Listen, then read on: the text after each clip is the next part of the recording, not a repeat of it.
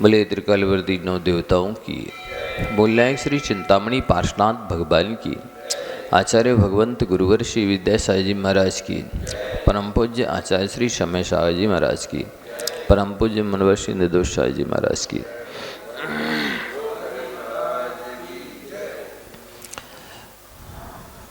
भावत्रय फल प्रदर्शी ग्रंथ में प्रसंग चल रहा है कि ये जीव कौन से भावों से कौन सी पर्यायों को प्राप्त होता है। 84 लाख योनियां हैं, तो उन 84 लाख योनियों में उत्पत्ति के कारणभूत परिणाम भी हैं, क्योंकि बिना परिणामों के तो उनमें उत्पन्न हुआ नहीं जा सकता। परिणाम करेगा जीव तभी तो उन योनियों में जाएगा। उनमें भी जो 19-20 स्थिति होती है उन 84 लाख योनियों में पर्यायों में, उनके कारणभूत भी परिणाम हैं कि जिनसे वो उन हीन अधिकताओं को प्राप्त होता है। अब यहाँ कह रहे हैं कि ये जीव किस कर्म के उदय से भैंस व भैंसा आदि की पर्यायों को प्राप्त होता है। तो जो पुरुष धर्म के उपदेश को कभी नहीं सुनता, आप सुन रहे हैं? जो पुरुष धर्म के उपदेश को कभी नहीं सुनता, तो वो भैंस की पर्याय में जाता है ना, तो कहते भैंस के आगे बीन बजाओ, भैंस खड़ी पक रहा है। वो समझती नहीं उसका महत्व। भैंस का दिमाग बहुत धीमा स्लो होता है, मंद होता है। तो उसने पूर्व जन्म में भी गुरुओं की देशना नहीं सुनी और धर्मोपदेश नहीं सुना। इस कारण से वो जो भैंस की पर्याय को प्राप्त होता, तो उधर भी उसको कुछ भी समझ में नहीं आता। आप चाहें कि हम हार्न बजा दें और भैंस बाजी में हो जाए और हम निकल जाए, संभव नहीं। आपको ही काट के जाना होगा, बाजू से निकल के जाना होगा, वो आपको साइड नहीं देगी। इसलिए जो धर्म के उपदेश की कीमत नहीं करते हैं, दिव्य ध्वनि है ये। जिनवाणी का उपदेश क्या है? दिव्य ध्वनि है। और जिनवाणी के प्रति तीव्र भक्ति मात्र जब संसार का अंत करने वाली है, तो फिर जिनवाणी को आप सुनेंगे, समझेंगे, जीवन में उतारेंगे, तो संसार का अंत क्यों नहीं होगा। तथा केवल दोषों को ही ग्रहण किया करता है। ये बहुत बुरी आदत है संसारी प्राणी की, कि वो हमेशा कमियां देखता है, और कमियों के देखने से उसका दिमाग गंदा होता है। बुराइयों के देखने से देखोगे तो मन बुरा होगा, गंदा होगा। आप देखो, नाली को देखते हो तो आपका मन कैसा होता है? आप प्रकृति से भी अनुमान लगाओ कि नाली की तरफ देखने पर परिणाम अलग होते हैं, विष्टा की तरफ देखने पर परिणाम अलग होते हैं, मूत्र की तरफ देखने पर परिणाम अलग होते हैं, खकार की तरफ देखने पर परिणाम अलग होते हैं, नाक की मल देखने के लिए तरफ देखने पर परिणाम अलग होते हैं, आँख का मैल देखने पर परिणाम अलग होते हैं, कान का मल देखने पर परिणाम अलग होते हैं, पसीना देखने पर परिणाम अलग होते हैं, और मिठाई देखने पर परिणाम अलग होते हैं, रसगुल्ला के देखने पर परिणाम अलग होते हैं, नमकीन की तरफ देखने पर परिणाम अलग होते हैं। इससे विचार करना चाहिए कि जैसे नवद्वारों से बहने वाले मल को देखने पर परिणाम खराब होते हैं, ठीक वैसे ही जीवों की दोषों के देखने पर परिणाम खराब होते हैं। किसी के आप अहंकार को देखेंगे तो अलग परिणाम होंगे, किसी के क्रोध को देखेंगे तो अलग परिणाम होंगे, किसी की मायाचारी करते हुए देखोगे तो अलग परिणाम होंगे, और किसी के लोभ के परिणाम देखोगे तो अलग परिणाम होंगे, हंसते हुए देखोगे तो अलग परिणाम होंगे, किसी को किसी से रत्ती करते हुए देखोगे तो अलग परिणाम होंगे। और उसके साथ में किसी से घृणा आरती कर रहा है कोई, तो उसके परिणाम अलग होंगे। घृणा नफरत करने वाले को देखोगे तो उसके परिणाम अलग होंगे। स्त्री वेद संबंधी भाव देखोगे किसोगे तो परिणाम अलग होंगे। पुरुष वेद संबंधी भाव देखोगे परिणाम अलग होंगे। नपुंसक को देखोगे तो भाव अलग होंगे। आप जितने लोगों के कपड़े देखोगे अलग परिणाम होंगे, उनके आभूषण देखोगे अलग परिणाम होंगे, उनके खाने की स्टाइल देखोगे तो अलग अलग परिणाम होंगे। तो इसी तरह से भगवान के देखने पर परिणाम कैसे होते आप देखिए। जिनवाणी के सुनते समय कैसे भाव हो जाते, अभी दीक्षा ले लें। कब छोड़ें जिन जंजाल से, कब छूटें। गुरुओं के दर्शन करते हैं, उनको आहार के लिए निकलते समय देखते हैं कैसे भाव होते हैं। शोधन करके आहार लेते हैं कैसे भाव होते हैं। हाँ, विहार करते हैं, महाराज जा रहे कैसे भाव होते हैं। हाँ, उनकी एक एक चर्या देखो कैसा लगता है, क्या जीवन है, क्या मुद्रा है, क्या आवश्यक है, कैसे कर्तव्य है इनके।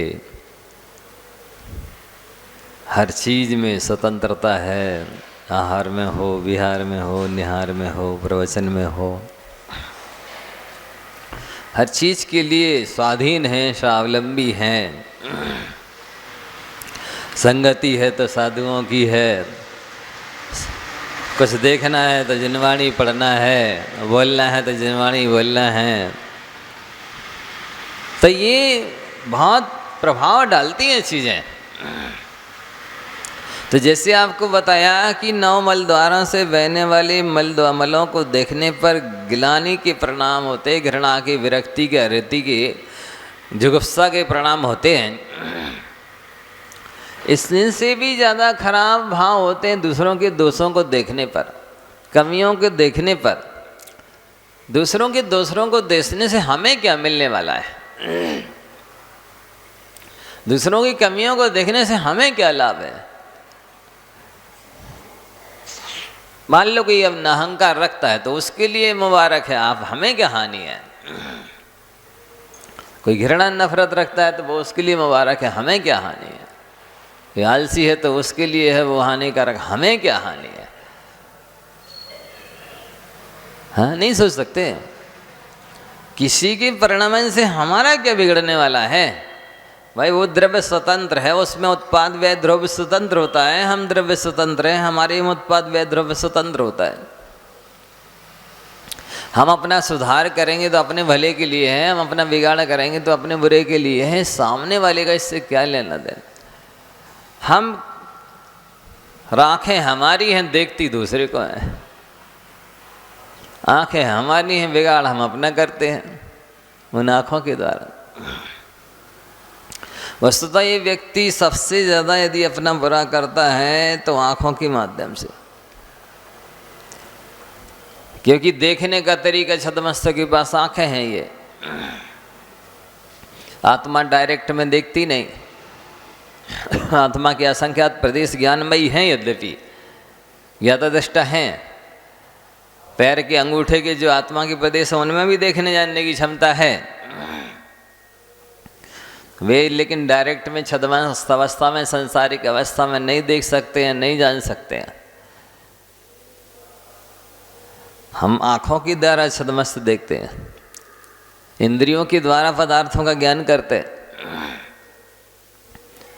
यद्यपि हम जानते देखते हैं ये हमारे लिए लाभदायक है, लेकिन हम उसके साथ जो हर्ष के साथ जुड़ लेते हैं, अच्छा बुरा जुड़ लेते हैं, तो वो हमारे लिए अभिशाप बन जाता है।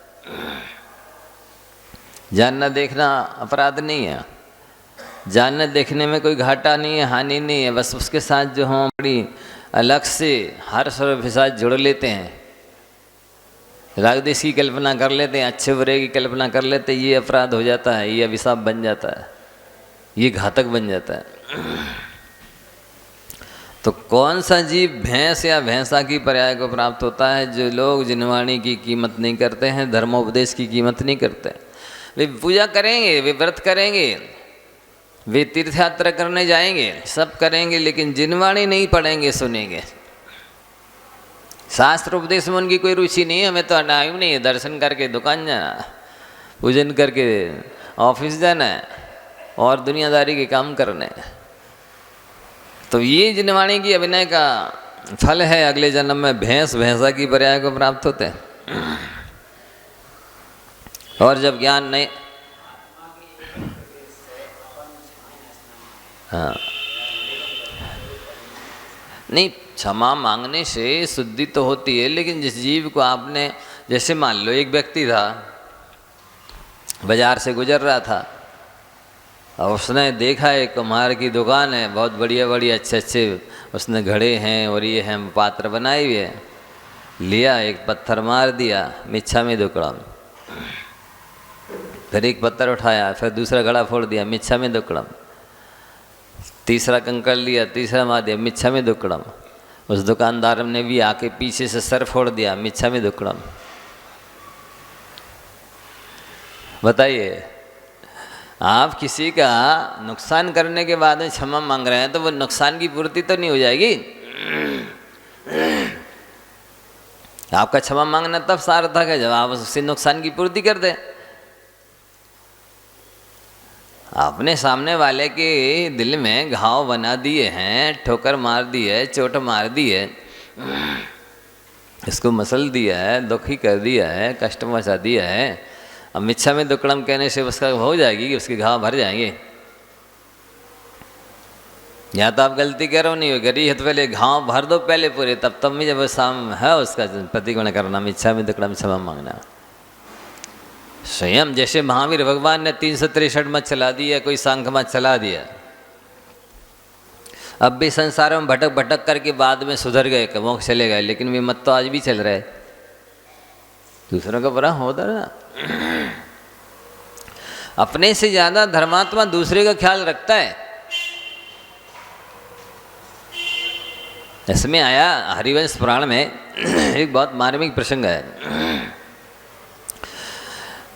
कि राजा नरपति के 2 पुत्र थे, एक का नाम सूर और एक का नाम सुवीर। तो सूर तो रहता था मथुरा का राजा बना, उसके 3 लड़के थे, नरसेन, सुरेंद्र सेन आदि करके। और जो सौरीपुर में रहता था उसका नाम सुवीर था, उसकी अंधक वृष्टि आदि 2 पुत्र थे। पहला राजा जो था उसके अंधक वृष्टि और भुजग वृष्टि, ये 2 पुत्र थे। तो अंधक वृष्णि के 3 पुत्र और भुजग वृष्णि के समुद्र विजय आदि 10 पुत्र हैं। तो समुद्र विजय सबसे बड़े थे और वसुदेव सबसे छोटे थे, 10 भाई थे ना। अब वसुदेव सुप्रतिष्ठित केवली महाराज से समुद्र विजय वगैरह ने दर्शन पूजन वंदन करके भक्ति करके उपदेश सुना और फिर भवांतर पूछे। भवांतर पूछे तो वसुदेव के भवांतर में बताया गया कि ये पिछले जन्म में एक गरीब ब्राह्मण ब्राह्मणी के पुत्र थे, बिल्कुल भी सुख सुविधा नहीं थी। ध्यान से सुनना। अब वो गरीब ब्राह्मण ब्राह्मणी के पुत्र थे। हुआ ऐसा कि जन्म लेते ही माता मर गई। पहले गर्भ में आए तब पिता मर गए, गर्भ में आते ही पिता मर गए और जन्म लेते ही माता मर गई। तो मौसी ने इनका पालन पोषण किया। वसुदेव की पूर्व अवस्था बता रहे। पालन पोषण किया। अब वो वहाँ भी 8 वर्ष का हुआ कि मौसी भी शोक से मर गई। अब वो राजगृह नगर गए अपने मामा के यहाँ, तो वहाँ पर पल पुस रहा था। अब उसका पूरा शरीर ऐसा था जैसे बकरी के बच्चे के शरीर से जैसी दुर्गंध आती ना, ऐसी दुर्गंध आती थी उसके शरीर से। शरीर रूखा रूखा मैला कुचैला कपड़े पहने रहता था, बाल बिखरे रहते थे, आंखें पीली पीली थी। फिर भी वो चाह रहा था कि मुझे अपनी मामा की लड़कियों के साथ शादी करना है। पहले ज़माने में होता था, मामा फूओं में शादी हो जाती थी, अभी भी महाराष्ट्र में सुनते होती है। तो उसकी मामा की लड़कियां शादी करना तो दूर रहा, उसने उसको देखा ये गंदा गंदा मैला कचला है, ऐसा है, भगा दिया, घर से निकाल दिया। अब घर से जब निकाल दिया, राजगृह नगरी में रह रहा था, तो वो कहाँ जाएं। कई बार जब पाप का तीव्र उदय होता है तो बुद्धि की व्यक्ति काम नहीं करती है।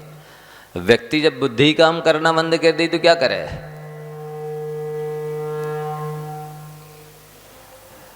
तो व्यक्ति की बुद्धि जब काम नहीं करती है तो उसको कुछ भी नहीं सूझता है, क्या व्यापार करें, कहाँ नौकरी करें, क्या खाएं, कहाँ रहें, कुछ भी ठिकाने ही नहीं दिख रहा था। तो उसने कहा, वो व्यवहारगिरी पर्वत पर चला गया। विपलाचल की बाजू में व्यवहारगिरी पर्वत है ना, उससे गिर करके मर जाऊंगा मैं। वहाँ जा कर के गिरने लगा। मुनि महाराज वहाँ ध्यान अध्ययन कर रहे थे। उन्होंने कहा, अरे बच्ची क्या कर रहा है, इधर आ। बोले, हमको बहुत दुखी हैं, हम बहुत परेशान हैं, हम मर रहे हैं कूद करके यहाँ से पर्वत के ऊपर से। उन्होंने समझाया, नहीं बेटा, धर्म का उपदेश दिया तो उसको अपनी कृत्य पर पश्चाताप हुआ, गिलानी हुई। और फिर धर्मोपदेश सुना तो उसने शख नामक मुनिराज से मुनि दीक्षा ले ली। ध्यान से सुनना, कहाँ वो गरीब ब्राह्मण ब्राह्मणी का पुत्र है, खाने तक का ठिकाना नहीं है, पूरा शरीर रूखा है, काला कलूटा, इतना ऐसा हो गया था जैसे लकड़ी को जला देने के बाद काली काली हो जाती है, ऐसा हो गया था वो, बिल्कुल काले ठूठ की तरह। फिर भी महाराज ने देखा कि नहीं नहीं, भव्य है, इसको धर्मोपदेश दिया जाए, आत्मकल्याण के मार्ग पर लगाया जाए। उपदेश दिया, उसको अपने दोषों की निंदा कर आलोचना की और दिगंबर मुनि बन गया। और मुनि बनते साथ उसने ऐसी कठोर तपस्या की कि उसको रिद्धियाँ उत्पन्न हो गई। सब में दर्शन ज्ञान चारित्र की प्राप्ति तो हो ही गई, रिद्धियाँ उत्पन्न हो गई। बहुत तपस्वी था। अन्य मनुष्यों के लिए जो तपस्या कठिन लगती थी वो उसको करता था। अन्य मनुष्य जो उपवास आदि नहीं कर सकते वो उसके सरल थे, सहज में कर लेता था। उसको 11 अंग का ज्ञान हो गया।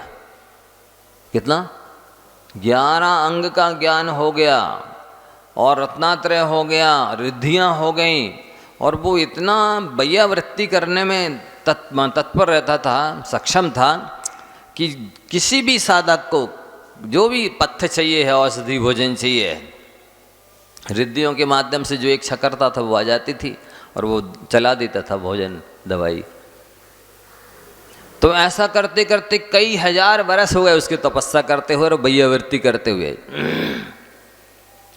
एक बार सौधर्म स्वर्ग में, सौधर्म इंद्र ने अपनी इंद्र सभा में उपदेश दिया कि मध्यलोक के भरत क्षेत्र में यदि कोई वैयावृत्ति करने में तत्पर है तो नंदीशेन मुनि, क्या नाम था उनका, नंदीशेन मुनि है। सभी देवताओं ने प्रशंसा की उस वैयावृत्ति करने वाले साधु की और परोक्ष में वहीं से प्रणाम किया, क्योंकि देवराज इंद्र प्रशंसा कर रहा है कि मध्यलोक में सेवा करने वाला कोई है यदि वैयावृत्ति करने वाला तो नंदीशेन मुनि। तो सभी देवों ने वहाँ से प्रशंसा की, नमस्कार तो किया ही। एक देव को कौतुक हुआ कि जाके देखें तो सही, आखिर देवराज इंद्र जिसकी प्रशंसा कर रहा है वो कैसी वैयावृत्ति करता है। और उसने आकर के देवता ने मुनि का वेश बनाया और कहा, हे वैयावृत्ति में आनंद प्राप्त करने वाले नंदीशेन मुनि, मुझको बहुत भारी बीमारी है, रोग है, मुझे दवाई दो। तो नंदीशेन मुनि महाराज कहते, अच्छा ठीक है, बताओ तुम्हारी किस चीज़ में रुचि है। ध्यान से सुनना, शास्त्र में क्या क्या लिखा है लोगों को पता नहीं रहता। कहते कि वो पूर्व देश की गायों का घी चाहिए मुझे, दक्षिण देश के चावल चाहिए, पश्चिम देश की दाल चाहिए, उत्तर देश का दूध चाहिए, और इसके साथ साथ और अच्छे अच्छे व्यंजन मिल जाएं तो मेरी इसमें श्रद्धा है। विरुद्ध दिशाओं की चीज़ चाहिए है। इसके बाद भी नंदीशेन महाराज को सुनकर के बिल्कुल विकल्प नहीं हुआ, प्रसन्नता से बोले, ठीक है मैं लाता हूँ। और आहार की चर्या के समय में गए और चारों दिशाओं से रिद्धि तो थी और अंतर मुहूर्त के अंदर सारा भोजन ले आए, बढ़िया दाल चावल घी दूध व्यंजन। और मुनि महाराज को आहार करा दिया।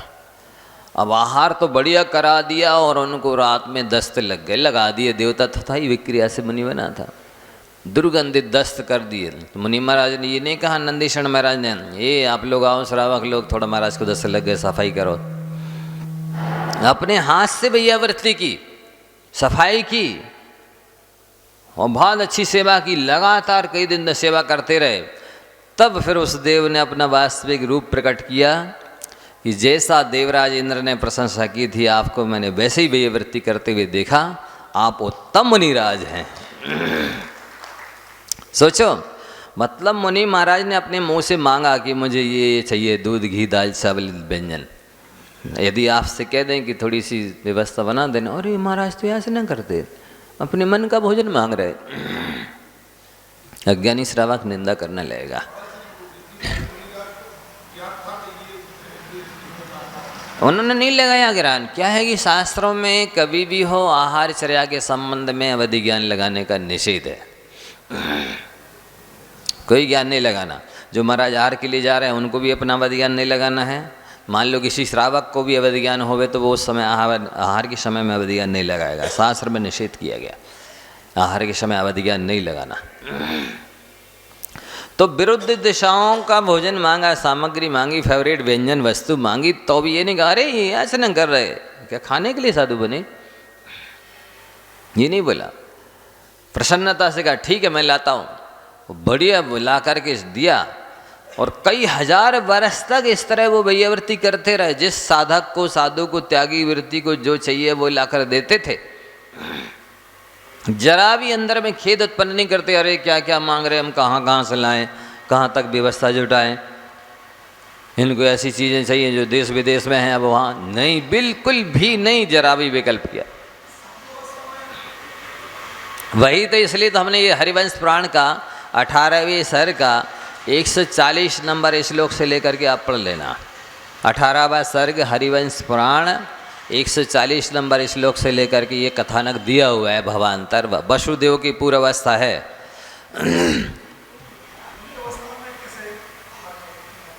अब उस श्रावक के माध्यम से नवदा भक्ति से ही दिया होगा, नवदा भक्ति से ही लिया होगा। उसमें नहीं लिखा, कथानक तो कथानक होता है, उसमें एक एक चीज़ थोड़ी डिटेल से दी जाती है, लेकिन जो विधि होगी उसी विधि से दिया लिया गया होगा। लेकिन लाके तो उन्होंने दिया, रिद्धि तो उन्हें थी, क्योंकि चारों दिशाओं से सामग्री जुटाना है।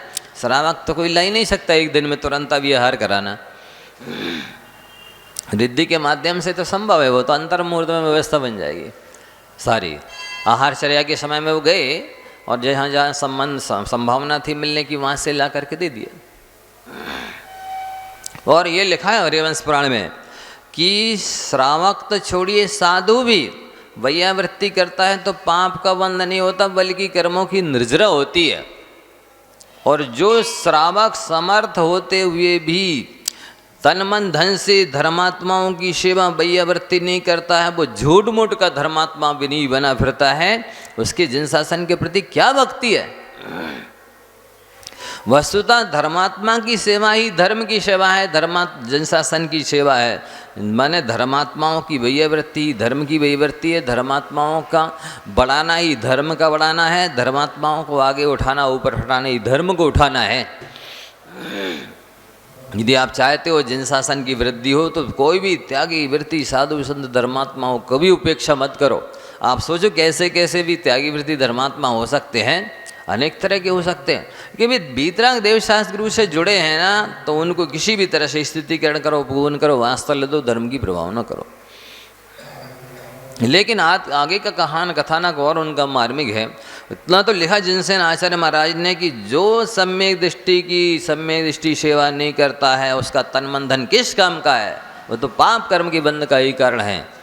उसी का तन मन धन पाना सार्थक है जो धर्मात्माओं की तन मन धन से सेवा करता है, वैयावृत्ति करता है, परोपकार करता है, उनके रोग दूर करता है। आपको अवगुण देखते हैं इसलिए सेवा करने का भाव नहीं आता, यदि गुण देखें तो चरण चूमने के भाव आवे, चरण रज लगाने के भाव आवे। और गलती किसमें नहीं है, कमी किसमें नहीं है, का भगवान नहीं है। भगवान के अलावा तो कमियां त्रुटियां सभी में होती हैं।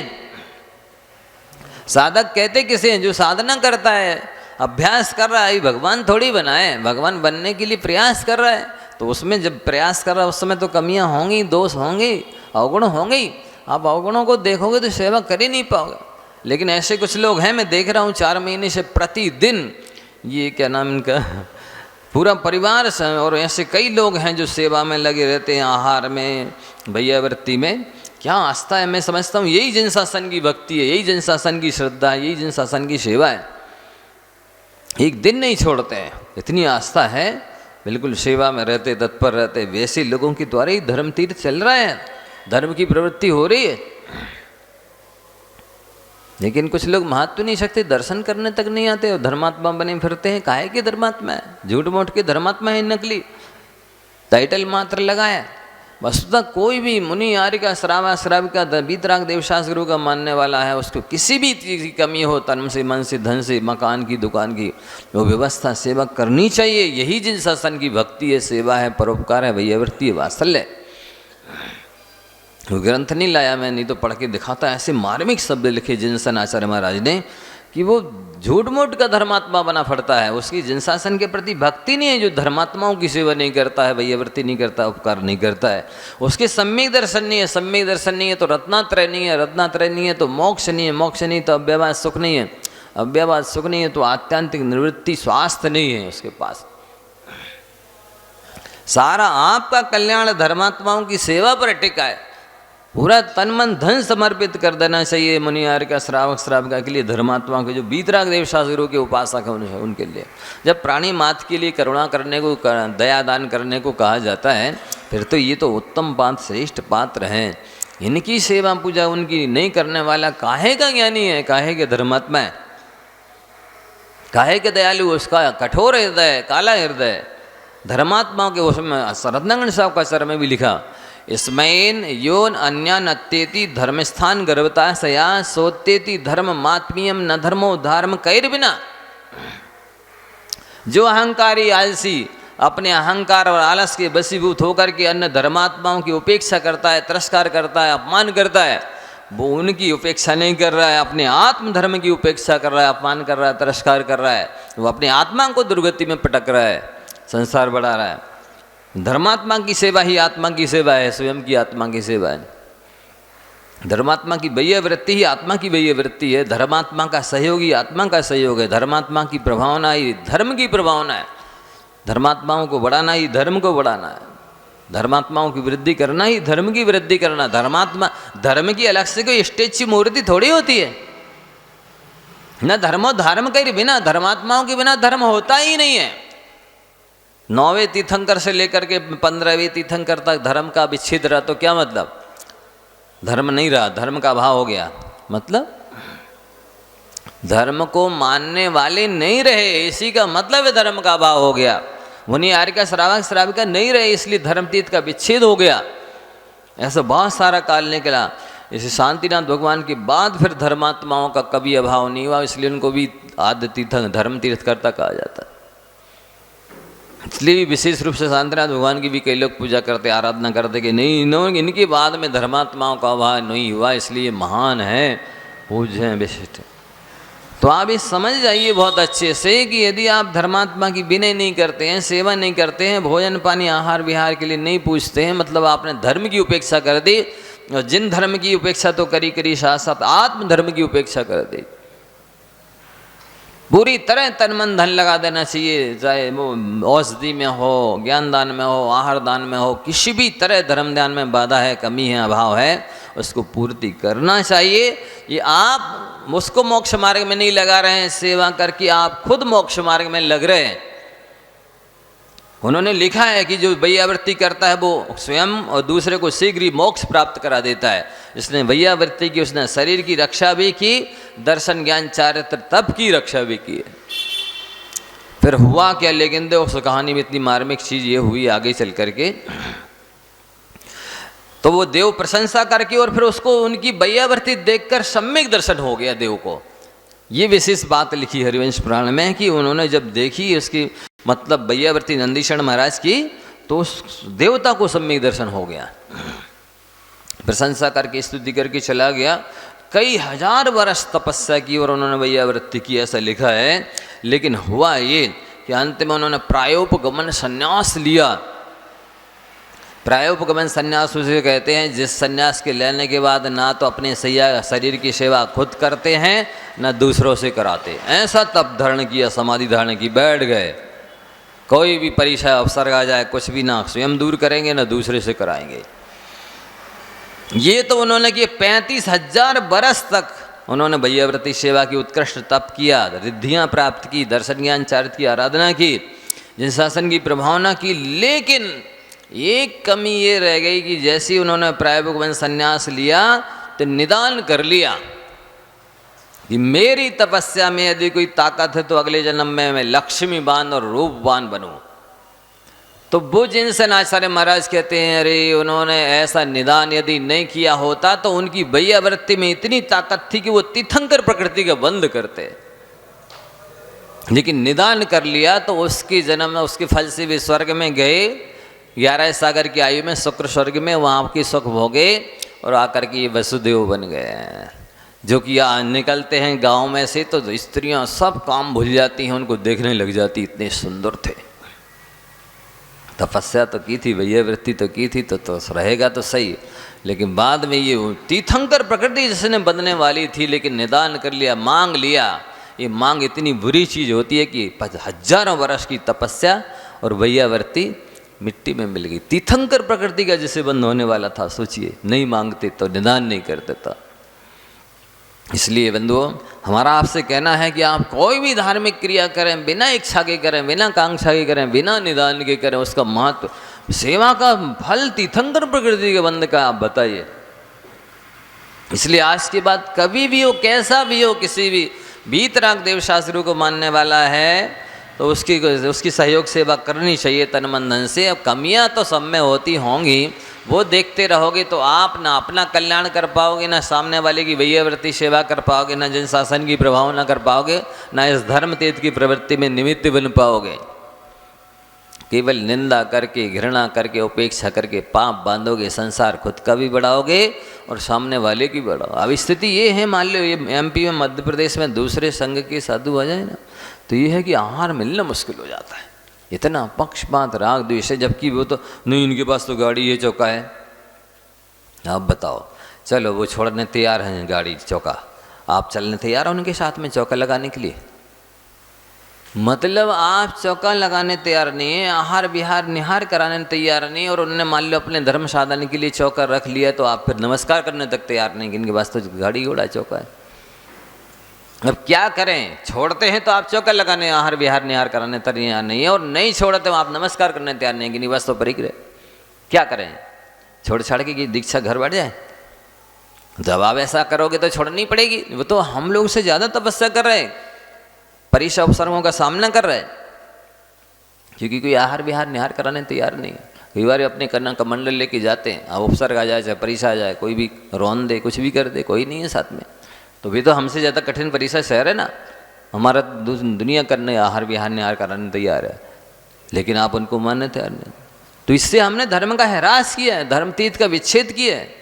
वाकई में धर्मात्माओं के बिना धर्म होता नहीं है। मुनि आर्यिका श्रावक श्राविका जब तक रहेंगी तभी तक धर्म तीर्थ चलेगा, तभी तक धर्म की प्रभावना होगी। अकेले स्वाध्याय करने वालों से धर्म तीर्थ चलने वाला नहीं है। और वे पूरी तरह मिटाने में लगे हैं, निंदा करने लगे, नहीं ये तो सब ख्याति पूजा लाभ के लिए साधु बने हैं, त्यागी व्रती बने हैं, ये तो द्रव्यलिंगी भी नहीं है, ये तो भ्रष्टाचारी हैं। इस टाइप की निंदा करके धर्म तीर्थ का विच्छेद करने पर तुले। इसलिए समय हो गया है। हमारा आपसे कहना यही है कि वो निदान नहीं करते तो उनकी सेवा में वैयावृत्ति में इतनी ताकत, तीर्थंकर प्रकृति का बंद करते हो। इसलिए आप सबसे कहना है कि कोई भी धर्मात्मा की उपेक्षा नहीं करो। धर्मात्मा की विनय धर्म की विनय है, धर्मात्मा का सहयोग धर्म का सहयोग है, धर्मात्मा की वृद्धि धर्म की वृद्धि है, धर्मात्मा की प्रशंसा धर्म की प्रशंसा है। वस्तुतः भगवान जैसे महाराज माता जी आ रहे, अब कई अज्ञानी क्या कहेंगे, हमारा तो अभिषेक पूजा का टाइम हो रहा है, हम तो जा रहे हैं मंदिर जाएंगे पूजा करेंगे, महाराज आ रहे हैं तो आ जाएंगे, बाद में कर लेंगे मंदिर ही में दर्शन। ये अज्ञानी अविवेकी है। वस्तुतः ये पहले महत्वपूर्ण नहीं है, साधु का लाना आगमन कराना ये पहले महत्वपूर्ण है, क्योंकि भगवान की पूजा नहीं करोगे भगवान भूखे नहीं मर जाएंगे। लेकिन महाराज को लेने नहीं जाओगे तो धर्म की प्रभावना नहीं होगा, उनका भी मनोबल गिर सकता है, उनका भी वैराग्य कम हो सकता है। ये पहले करना जरूरी, कराना जरूरी है। बड़े बड़े 40-40 50 साल पुराने जो पूजा करते हैं, स्वाध्याय करते हैं, वे भी साधु को लेने के लिए नहीं जाएंगे, खड़े रहेंगे और ऐसे पूजा करेंगे जैसे बिल्कुल गया है कि स्वभाव में लीन हो गए हैं। देखेंगे भी तक नहीं मुड़ के कि साधु संत त्यागवृत्ति आ गए हैं, कोई माता जी महाराज जी आ गए हैं, हम इनकी अगवानी कर लें, रिसीव कर लें, दर्शन पूजन बंदन कर लें। इनकी दर्शन पूजन बंदन नहीं, उनकी चारित्र की अनुमोदन है, उनकी भक्ति है, उसकी पूजा है। ये ज्ञानी नहीं समझते, इनको केवल पूजा पाठ से ही मतलब है। जिसको महत्व तो पहले देना चाहिए। जैन जैनी तरफ सर्व प्रभाव पड़ता है, साधु पर भी प्रभाव पड़ता है, ये पहले जरूरी है, करना चाहिए।